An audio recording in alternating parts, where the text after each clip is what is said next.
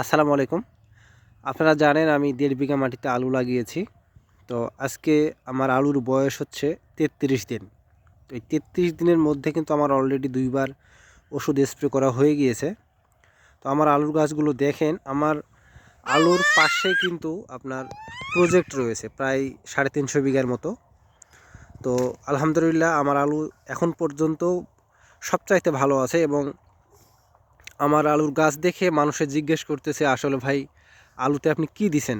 ঠিক আছে, প্রজেক্টের মানুষেরা আমাকে এই প্রশ্ন করতেছে। তো আমি তাদেরকে পরামর্শ দিলাম। এখন দেখা যাক এই আলুটা শেষ পর্যন্ত আমি টিকিয়ে রাখতে পারি কি না, আর শেষ পর্যন্ত আলুর ফলন কীরকম হয়। আপনাদেরকে যদি পাতা দেখাই তাহলে দেখেন এক একটা পাতা কত ঢাল ঢাল হয়েছে।